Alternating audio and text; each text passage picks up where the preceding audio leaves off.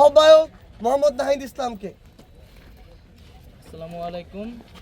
আপনারা জানেন আমাদের পূর্ব ঘোষিত যে কর্মসূচি ছিল যে আজকে আমাদের সাংগঠনিক কার্যক্রমের আনুষ্ঠানিকতা শুরু করার জন্য আমরা প্রথমে জাতীয় স্মৃতিসৌধে আমাদের স্বাধীনতা সংগ্রামের শহীদদের স্মরণে শ্রদ্ধাঞ্জলি দিয়েছি এবং তার পরবর্তীতে আজকে আমরা এখানে রায়ের বাজার কবরস্থানে আমাদের যেই জুলাই গণঅভ্যুত্থানের বীর শহীদেরা রয়েছেন আমরা তাদের প্রতি এখানে শ্রদ্ধা নিবেদন করেছি এবং তাদের আত্মার মাগফিরাত কামনা করেছি, দোয়া করেছি।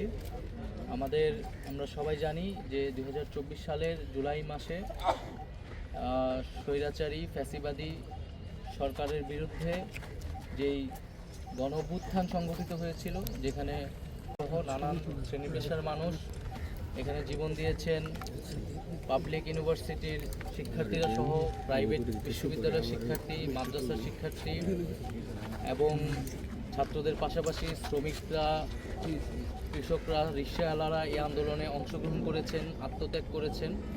আমরা সেই সকলে জুলাই গণঅভ্যুত্থানে যারা অংশগ্রহণ করেছেন, আত্মত্যাগ করেছেন তাদের প্রতি গভীর শ্রদ্ধা নিবেদন করছি। আজকের এই দিনে আমরা তাদেরকে গভীরভাবে স্মরণ করছি এবং তাদের যে আত্মত্যাগ এবং যে আকাঙ্ক্ষা থেকে এই জুলাই গণঅভ্যুত্থানে আমরা সকলেই অংশগ্রহণ করেছিলাম, সেই আকাঙ্ক্ষাকে যাতে আমরা সঠিকভাবে ধারণ করতে পারি, সেই জায়গা থেকে আমরা আমাদের এনসিপি কার্যক্রম শুরু করছি।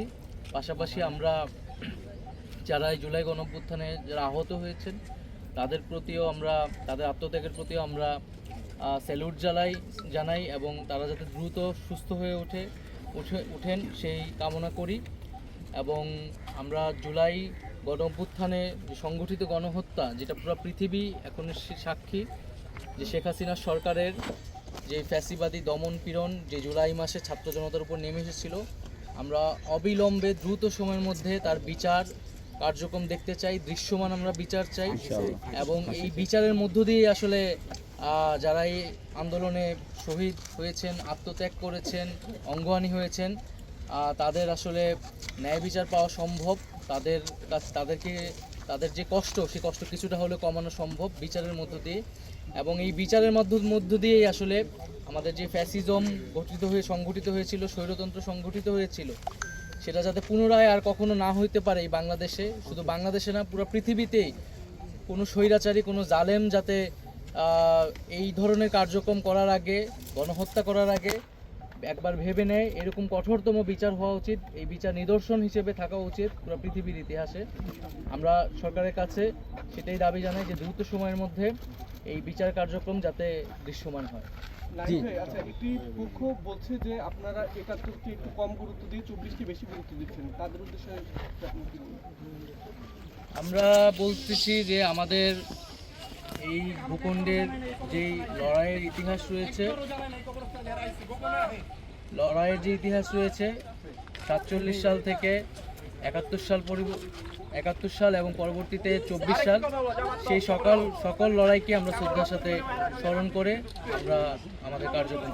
জনাব নাহিদ ইসলাম, লাস্ট একটা প্রশ্ন, সেটা হচ্ছে আপনারা যখন গণপরিষদ নির্বাচনের কথা বলছেন, কালকে প্রধান উপদেষ্টা দেখলাম ইউরোপীয় কমিশনারকে জানান ডিসেম্বরের মধ্যেই হচ্ছে জাতীয় নির্বাচন। তো ডিসেম্বর খুব কাছাকাছি চলে আসছে, সেই জায়গায় জাতীয় নির্বাচনের আগে গণপরিষদ নির্বাচন সম্ভব কিনা, যদি জাতীয় নির্বাচন হয়ে যায় সেই ক্ষেত্রে আপনাদের অবস্থান কি হবে? আমরা বর্তমান পরিস্থিতিতে আমরা আমাদের যেই এনসিপির যে প্রস্তাবনা সেটা হাজির করেছি, কারণ আমরা মনে করি যে গণপরিষদ নির্বাচনের মাধ্যমে নতুন একটি সংবিধান, একটি প্রকৃত গণতন্ত্রের উত্তরণ হইতে আমাদের সহায়তা করবে। সেই জায়গায় আমাদের দাবি তো আমরা বলেছি যে সামনের যে জাতীয় নির্বাচন সেটি গণপরিষদ নির্বাচন এবং একই সাথে সংসদ নির্বাচন আকারে করা যেতে পারে, সেই দাবিটাই আমরা জানাচ্ছি। এবং এটার ফলেই কেবলমাত্র আমাদের যেই পুরানো শাসন কাঠামো এবং সংবিধান সেটি পরিবর্তন করে আমরা নতুন বাংলাদেশ বিনির্মাণ করতে পারি।